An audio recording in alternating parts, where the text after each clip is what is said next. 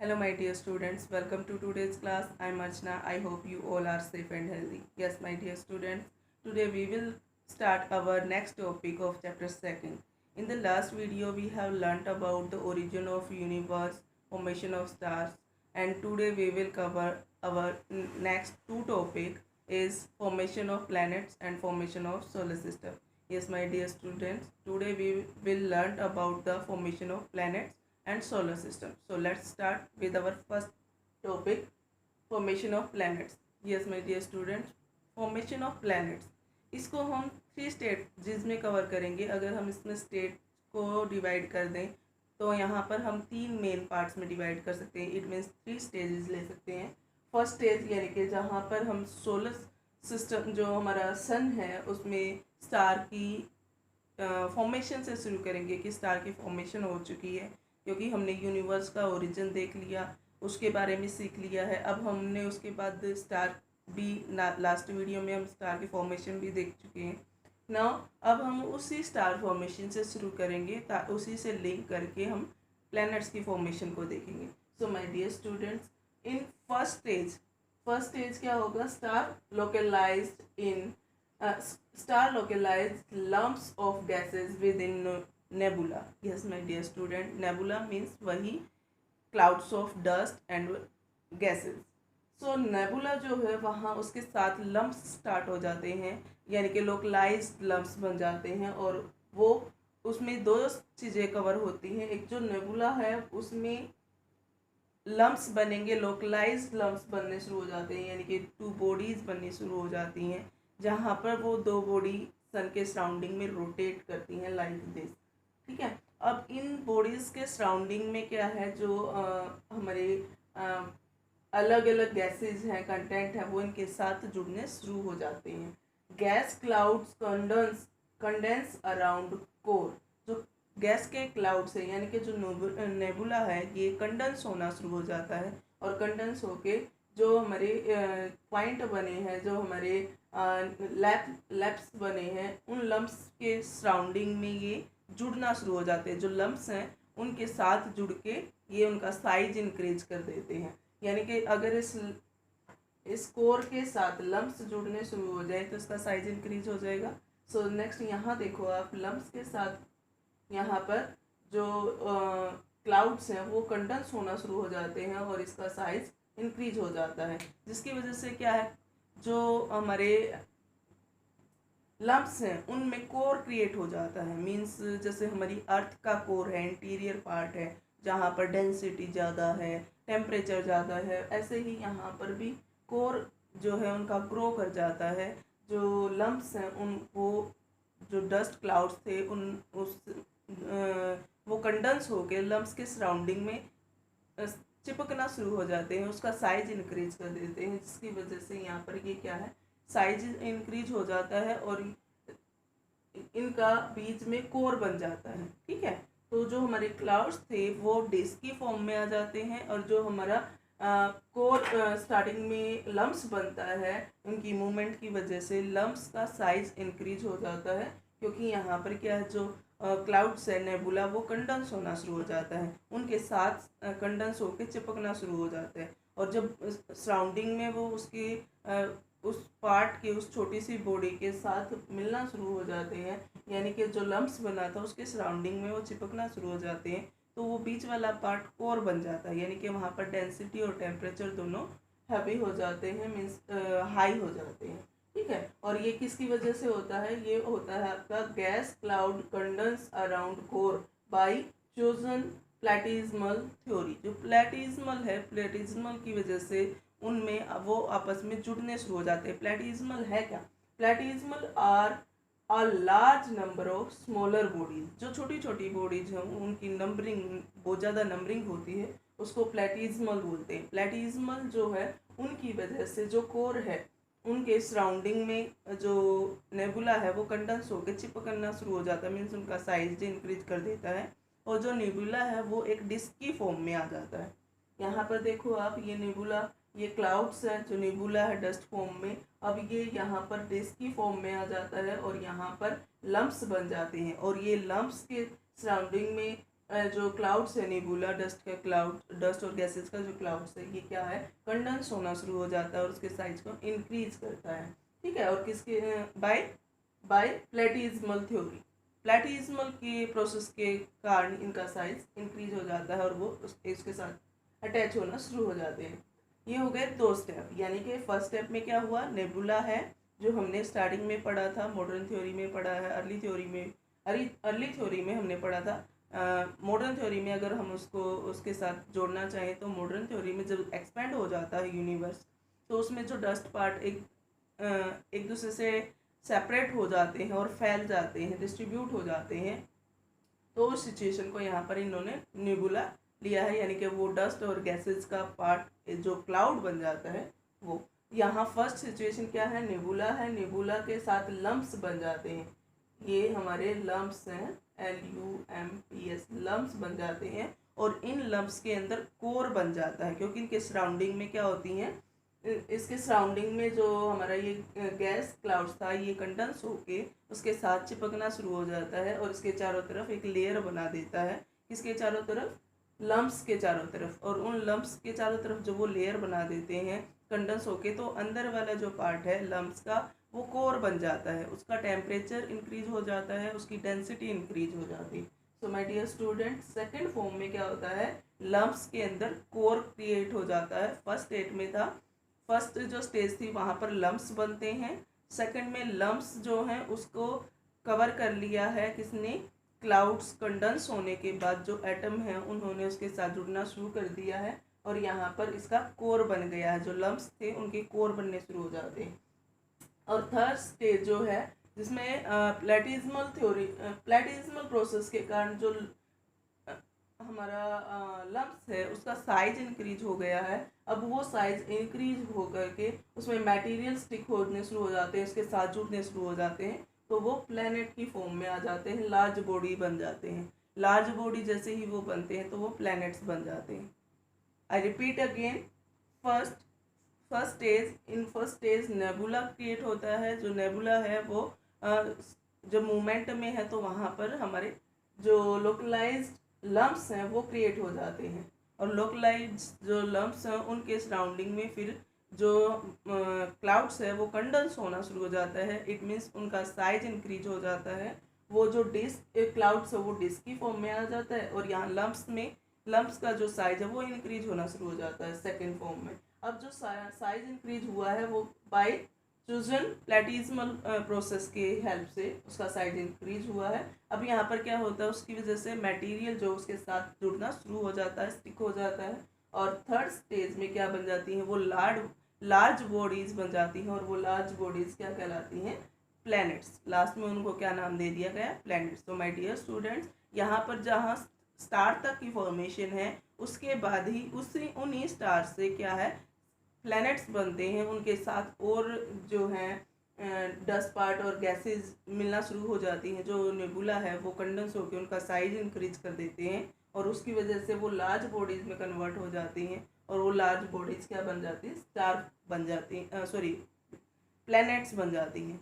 ठीक है, वैसे स्टार्स जो हैं वो प्लैनेट्स से भी बड़े होते हैं और काफ़ी पहले उनका ओरिजिन हो चुका है, लेकिन यहाँ पर क्या है, कुछ जो छोटे स्टार हैं उनका साइज इंक्रीज हो जाता है और वहाँ पर उनकी करैक्टरिस्टिक्स चेंज हो जाती हैं, वो सन के सराउंडिंग में रोटेट करना शुरू कर देते हैं, अपने ही वो एक्सिस पे भी रोटेट करना शुरू कर देते हैं, सन के सराउंडिंग में रोटेशन करना शुरू कर देते हैं।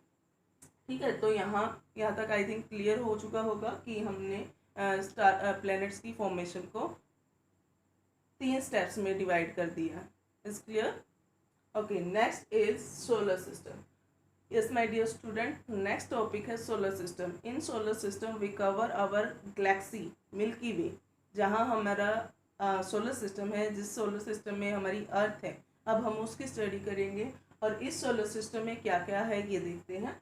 So our solar system consist of the sun क्या है, सन भी एक स्टार है, गैसेस का, हाइड्रोजन और हीलियम का एक ह्यूज मास है जिसे हम सन कहते हैं, सबसे बड़ा स्टार कह सकते हैं हम इसको। नेक्स्ट उसके बाद और क्या है, उसके अंदर 8 प्लैनेट्स हैं, 63 मून्स हैं, millions of smaller bodies like asteroids हैं, ठीक है, मेट्रॉइड्स हैं, कमेट्स हैं और huge quality of dust and gases हैं। ठीक है, इट मीन्स जो हमारा सोलर सिस्टम है उसके अंदर सन है, 8 प्लैनेट्स हैं, अदर सेलेस्टियल बॉडीज हैं जिसमें हम ऑल मेट्रॉइड्स को, एस्ट्रॉइड्स को काउंट कर इंक्लूड करते हैं। उसके साथ ही 63 मून्स हैं, यानी कि जो हमारे प्लैनेट्स हैं उनके अपनी जो नेचुरल सैटेलाइट्स हैं वो हैं 63, और 63 मून्स और मिलियंस ऑफ स्मॉलर बॉडीज हैं जिनको एस्ट्रॉइड और मेट्रॉइड्स में काउंट करते हैं। सो माय डियर स्टूडेंट, इन सब से मिलकर, और गैसेस, डस्ट पार्टिकल, इन सब से मिलकर हमारा सोलर सिस्टम कंप्लीट होता है। तो हमारे सोलर सिस्टम में ये सारी चीज़ें आती हैं, इन सब को हम मिल्की वे के अंदर, हमारे सोलर सिस्टम के अंदर इनको स्टडी करते हैं। तो अब देखते हैं कि ये किस तरह से फॉर्म अप हुए, क्योंकि अभी तक हमने देखा कि ओरिजिन भी जो हमारा यूनिवर्स है वो भी ओरिजिन हो चुका है, स्टार भी हमने फॉर्म अप कर लिए हैं, उनको भी देख लिया कि कैसे फॉर्म अप हुए। उसके बाद हमने प्लैनेट्स को भी देख लिया कि प्लैनेट्स कैसे बने। लेकिन अब हम बात करेंगे कि हमारी जो सोलर सिस्टम है, हमारी मिल्की वे जो है, उस गैलेक्सी के अंदर जो सोलर सिस्टम है उसमें किस तरह से प्लैनेट्स बने, या वो सोलर सिस्टम किस तरह से बना, और उसमें क्या क्या डिफरेंसेस हैं, क्या उनकी करैक्टरिस्टिक्स है। So let's see. Out of 8 planet, क्योंकि हमने क्या कहा है कि हमारा जो सोलर सिस्टम है इसमें 8 प्लैनेट है। स्टार्टिंग में इसमें 9 प्लैनेट्स थे, लेकिन अब इसमें से एक प्लैनेट को रिमूव कर दिया गया। उसका भी रीज़न है कि उसको रिमूव क्यों किया गया। सबसे पहले हम ये देखते हैं रिमूव किसको किया गया। रिमूव किया गया प्लूटो को। प्लूटो को रिमूव करने के पीछे 2 रीज़न थे। एक तो प्लूटो जो है उसका अपना पाथ जो था वो अपने पाथ से बाहर आ जाता था, क्योंकि जो प्लैनेट्स होती हैं उनकी 2 मेन इंपॉर्टेंट करैक्टरिस्टिक्स होती हैं कि एक तो उसका अपना खुद का पाथ होता है, जिस पाथ से होते हुए वो सन के चारों तरफ सर्कल कंप्लीट करता है, यानी कि रोटेशन करता है। ठीक है, सॉरी, रिवॉल्यूशन करता है। और उस रिवॉल्यूशन का करने का के लिए जो उसका मेन एक पाथ होता है वो उसमें से कई बार बाहर आ जाता था, क्योंकि जो हमारा प्लूटो था वो नेपच्यून के पाथ में आ जाता था, कई बार उसके पाथ को काट देता था।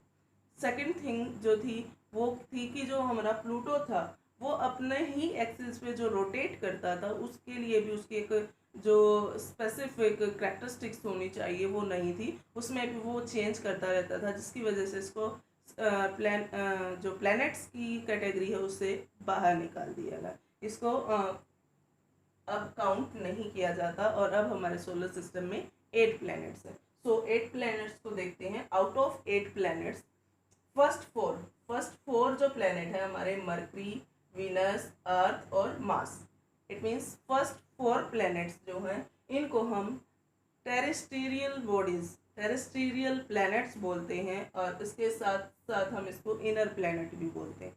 टेरेस्ट्रियल और इनर प्लैनेट बोलने का रीज़न क्या है, सन, ये यहाँ आप देख सकते हो, सन के बाद यहाँ पर मरकरी, वीनस, अर्थ और मार्स, ये 4 जो हमारे प्लैनेट्स हैं, इन 4 को हम इनर प्लैनेट्स में काउंट करते हैं। Yes my dear students, inner planet, inner का मतलब है अंदर वाले, अंदर का मतलब यानी कि सन के साथ जो 4 प्लैनेट है उसके पास के जो सन के पास हैं, सन से नज़दीक हैं, वो 4 प्लैनेट, उनको हमने इनर प्लैनेट्स का नाम दिया है। और उसके बाद के जो 4 प्लैनेट्स हैं उनको आउटर प्लैनेट्स का नाम दिया गया। इसका रीज़न भी है कि इनको आउटर और इनर में किस तरह से डिवाइड किया गया, क्या बेसिस रहे। सो माय डियर स्टूडेंट्स, जो फर्स्ट 4 हैं, ठीक है, फर्स्ट 4 जो प्लैनेट्स हैं इनको टेरेस्ट्रियल प्लैनेट्स कहा गया या इनर प्लैनेट्स कहा गया। इसका रीज़न था कि यहाँ पर ये जो प्लैनेट्स हैं ये अर्थ जैसे हैं, लाइक अर्थ।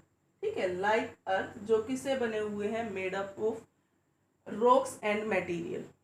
जैसे हमारी अर्थ रॉक और मटेरियल से बनी हुई है, सेम ऐसे ही ये 4 फर्स्ट प्लैनेट जो हैं ये अर्थ की तरह हैं, जो रॉक्स और मटेरियल से फॉर्म अप हुए हैं। ठीक है, इसीलिए इनको लाइक अर्थ भी कहा जाता है, मीन्स लाइक अर्थ जैसे प्लैनेट्स भी काउंट किए जाते हैं, और इनको इनर में काउंट किया जाता है 4 प्लैनेट्स को। इसका एक और भी रीज़न है कि एक जो हमारे 8 प्लैनेट्स हैं, यानी कि फर्स्ट 4 और लास्ट 4, इनके बीच में एक एस्ट्रॉयड बेल्ट है, ठीक है, जिसकी वजह से इनको 2 कैटेगरीज में डिवाइड किया गया है कि इनर और आउटर। इस जो एस्ट्रॉयड बेल्ट है उससे सन की तरफ के जो 4 हमारे प्लैनेट्स हैं उनको इनर में काउंट किया गया है, और उससे दूसरे साइड के जो प्लैनेट्स हैं यानी कि सन से दूसरी साइड जो है उनको यानी कि लास्ट 4 जो हमारे पास थे, जुपिटर, सैटर्न, यूरेनस और नेपच्यून, इनको आउटर प्लैनेट्स में काउंट किया गया है। आउटर प्लैनेट्स जो हैं इनको जैवियन प्लैनेट्स भी बोलते हैं, यानी कि गैसेस के क्लाउड प्लैनेट्स जिनके अंदर रॉक्स पार्ट नहीं है, जिसके अंदर मटेरियल नहीं है, जो गैस फॉर्म में है, मीन्स गैस के गोले हैं और उनके साइज भी लार्ज है।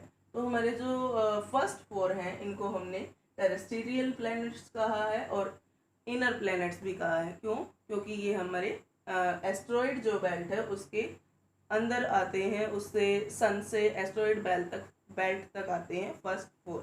तो ये हमारे इनर प्लैनेट्स हैं। इनकी कैरेक्टरिस्टिक्स क्या है? एक तो ये रॉकी हैं और इनके अंदर मटेरियल है। दूसरी चीज़, इनके ऊपर लाइफ की पॉसिबिलिटीज़ हैं, ठीक है। जैसे हमारी अर्थ पे लाइफ है, पॉसिबल है कि इनमें भी लाइफ होगी, लेकिन जो हमारे लास्ट 4 हैं ये गैसियस फॉर्म में है, यहाँ पर रॉक पार्ट नहीं है, मटेरियल नहीं है, तो यहाँ पर लाइफ की पॉसिबिलिटी नहीं है। इसलिए इन 4 को जो है आउटर प्लैनेट्स में और जोवियन प्लैनेट्स का नाम दिया गया। जोवियन का मतलब होता है लाइक जुपिटर, ठीक है, यानी कि जो जुपिटर है जुपिटर की तरह बड़े भी हैं और गैसियस फॉर्म में ये पीछे वाले 4 प्लैनेट्स। क्लियर? ये पीछे वाले जो 4 प्लैनेट्स हैं ये गैस से बने हुए हैं, इनके अंदर रॉक पार्ट नहीं है, ठीक है। लेकिन अब बात आती है एस्ट्रॉयड बेल्ट। ये एस्ट्रॉयड बेल्ट कहाँ से आ गई? ये यहाँ बीच में ही क्यों आई? ठीक है, अब यहाँ पर आता है क्वेश्चन मार्क कि ये कहाँ से आई।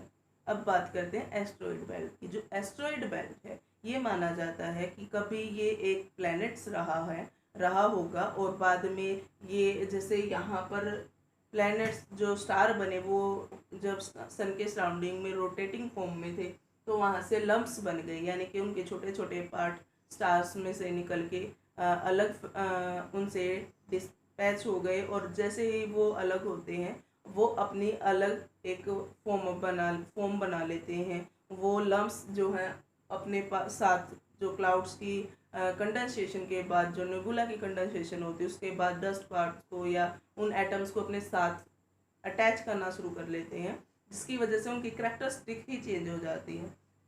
तो यहाँ पर कुछ ऐसा ही रहा होगा, ये माना जाता है। साइंटिस्ट ये कहते हैं कि जो हमारी एस्ट्रॉयड बेल्ट है यहाँ पर भी कोई प्लैनेट्स होगा और ये प्लैनेट्स किसी रीजन से जो है छोटे छोटे पार्ट्स में, स्मॉल बॉडीज़ में डिवाइड हो गया और ये पूरे यहाँ पर अपने ही पाथ में जहाँ ये घूम रहा था उस पाथ में ये एडजस्ट हो गया, वहीं पर सेट हो गया। और क्योंकि ये एक पार्ट है, प्लैनेट्स के पार्ट है, जिसकी वजह से इनके अंदर क्या है, ग्रेविटेशनल फोर्स है, और उसके कारण ये अब भी वहाँ पर एक लेयर में फैल गए हैं और उस लेयर में सन के सराउंडिंग में रोटेटिंग फॉर्म में है। इसलिए जो एस्ट्रॉयड बेल्ट है उसने इन दो जो प्लैनेट्स हैं उनमें करेक्टर एक डिफरेंस कर दिया, और जो इधर वाले प्लैनेट्स हैं वो हमारे सन के नियर हैं, और सन के नियर होने के साथ साथ इनमें जो रॉक्स हैं और रॉक्स मटेरियल हैं, जिसकी वजह से ये सॉलिड फॉर्म में है। इनके अंदर एक कोर पार्ट है, कोर होने की वजह से इनका एक इंटीरियर जो पार्ट है उसके अंदर डेंसिटी और टेम्परेचर है। उसके बाद इनका अपना एक इन्वायरमेंट जो लेयर्स हैं, और उसके साथ साथ इनकी अपनी कैरेक्टरिस्टिक्स हैं। जैसे अर्थ है, अर्थ का अपना एक इन्वायरमेंट है, अपना एक एटमॉस्फेयर है, लिथोस्फेयर और एटमॉस्फेयर है, जिसकी वजह से यहाँ पर लाइफ पॉसिबल हो पाए। तो हो सकता है यहाँ भी इन प्लैनेट्स में भी लाइफ हो, और यहाँ पर भी जो लाइफ की फॉर्म है वो धीरे धीरे या तो वो माइक्रो स्टेज पे या हो सकता है हमसे भी बेटर स्टेज पे हो सकता है उनके पास पावर बहुत ज़्यादा हो या वो हमसे भी वीक हो। हो सकता है वो खाना भी ना खाते हों, वो सनलाइट को लेते हों, एज्यूम करते हों, मीन्स एनर्जी का सोर्स उनका हो सकता है कुछ अलग हो। तो यहाँ पर इन चार जो फर्स्ट फोर जो प्लैनेट्स हैं इनमें लाइफ की पॉसिबिलिटीज़ को शो किया जाता है। जो साइंटिस्ट है वो ये मानते हैं, वो बिलीव करते हैं कि ये जो हमारे फोर प्लैनेट्स हैं इनमें लाइफ की पॉसिबिलिटीज़ हैं। सो माय डियर स्टूडेंट, जो हमारे फर्स्ट फोर हैं इसलिए इनको टेरेस्टेरियल और अर्थ लाइफ प्लैनेट्स में काउंट किया गया है। जैसे अर्थ पे सब कुछ पॉसिबल हो पाया, अर्थ पे लाइफ है, वैसे ही हो सकता है इन पे भी लाइफ हो। ये पॉसिबिलिटी साइंटिस्ट जो हैं, साइंटिस्ट कम्युनिटी है, वो इन चीज़ों की पॉसिबिलिटीज़ को शो करती है। सेकंड जो हमारे लास्ट फोर हैं ये साइज में भी बड़े हैं, ठीक है, और गैसियस फॉर्म में हैं। तो यहाँ पर लाइफ की पॉसिबिलिटी नहीं है, क्योंकि गैसियस होने की वजह से सॉलिड इनका कोर नहीं है, सॉलिड मटेरियल नहीं है, जिसकी वजह से यहाँ लाइफ की पॉसिबिलिटी नहीं है। और इनका जो पाथ है, अब यहाँ पर और भी कुछ इम्पोर्टेंट थिंग्स हैं जो हम सोलर सिस्टम को लेकर कर सकते हैं कि जो हमारा सोलर सिस्टम है उसके सराउंड जो हमारे और एस्ट्रॉइड्स हैं, स्टार्स हैं, वो भी इनके बीच में ही हमें कहीं ना कहीं इनके बीच में डिस्ट्रीब्यूटेड है। लेकिन हमने अब पहले 8 प्लैनेट्स को कवर किया है।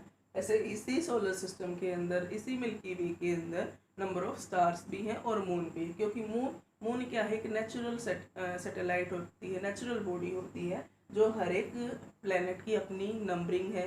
किसी की नंबरिंग 1 है, किसी की 60 है, 40 है। तो वो हम नेक्स्ट वीडियो में कवर करेंगे कि किसकी कितनी है। लेकिन अभी हम ये देख लेते हैं कि यहाँ पर जो मून जो हमारे अर्थ है उसकी लाइफ क्या है, मीन्स कितने टाइम पहले लाइफ अर्थ ओरिजिन हुई थी, फॉर्म अप हुई थी, कितने टाइम पहले बिग बैंग हुआ। एक सीक्वेंस में हम इसको कवर कर लेते ताकि ये हमें लर्निंग के टाइम प्रॉब्लम क्रिएट ना करें, हमें कन्फ्यूजन ना रहे कि कब क्या हुआ। कभी कहते हैं बिग बैंग हुआ, कभी कहते हैं कि यूनिवर्स फॉर्म हुआ, फिर कहते हैं कि स्टार फॉर्म अप हुए, फिर कभी फिर आए कि प्लैनेट्स हुए, सोलर सिस्टम हुए। अरे एक सीक्वेंस तो दो। तो यहाँ हम आपको एक सीक्वेंस देते हैं कि किस तरह से हम लर्न करेंगे। तो यहाँ पर हम देख सकते हैं कि बिग बैंग जो हुआ था वो हुआ था 13.4 बिलियन ईयर्स एगो। Yes, my dear student, 13.4 billion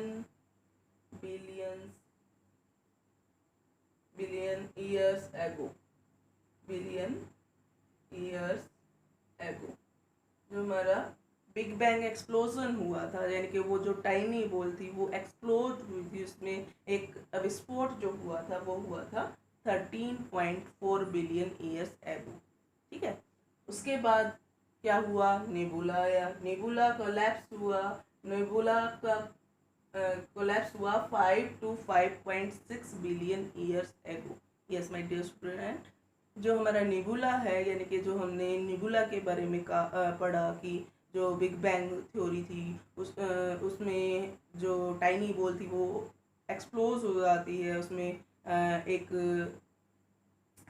धमाका होता है जिसकी वजह से जो उसके अंदर पार्ट्स थे या सब जो एटम्स थे, जो भी उसके अंदर यूनिवर्स के अंदर जो हमारी जो एस्ट्रॉइड पॉइंट्स हैं या स्टार बने, वो सब मटेरियल उसके अंदर था उस टाइनी बॉल के। जैसे वो ब्लास्ट होती है तो वो सारी चीज़ें फैल जाती है, उससे एक निबुला बना।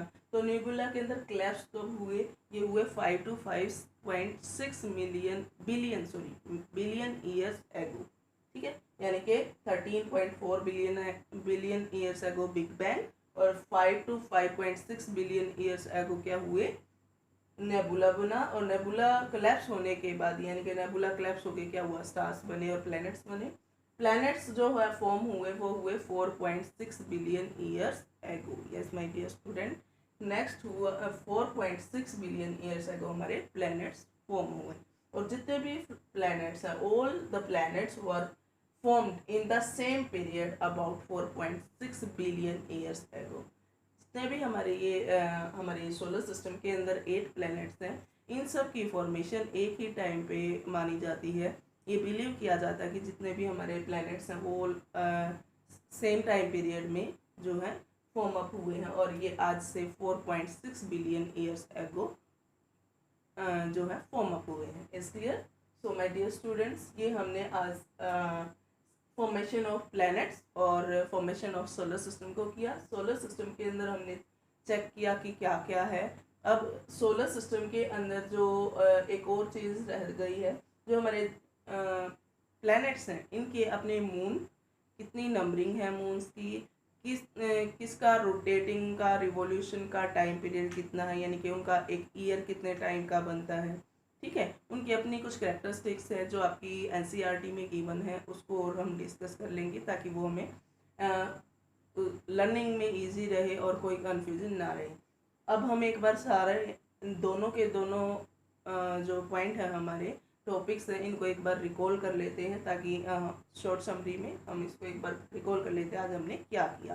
सो फर्स्ट हमने किया है फॉर्मेशन ऑफ प्लैनेट्स। इसमें हमने 3 स्टेजेस में डिवाइड किया है। फर्स्ट है stars localised in lumps of gases with in nebula, जिसमें कोर बना और डिस्क, 2 कोर और डिस्क फॉर्म हुए। उसके बाद गैस क्लाउड कंडेंस हुए अराउंड कोर, कोर के अराउंड में कंडेंस होते हैं बाय फ्यूजन प्लेटिज्मल प्रोसेस, और उसके बाद planetesimal accrete to form planets. और जो प्लिज्म जो हमारा प्लेटिज्मल है वो किसकी फॉर्म ले लेता है, बाद में लार्ज बॉडी बन के प्लैनेट्स की फॉर्म में आ जाता है। और जो हमारे प्लेटिज्मल होते हैं वो क्या होते हैं, अ large number of smaller bodies, a large number of smaller bodies. Clear? तो ये हमने यहाँ किया stage formation of planets.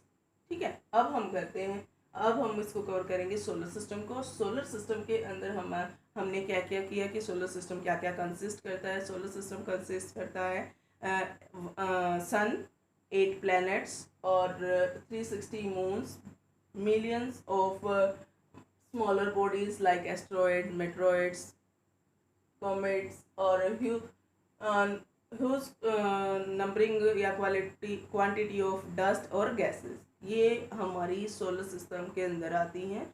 Solar system के अंदर हमारे जो 8 प्लैनेट हैं, फिर हमने अब उन 8 प्लैनेट को डिवाइड किया उनकी कैरेक्टरिस्टिक्स के अकॉर्डिंग।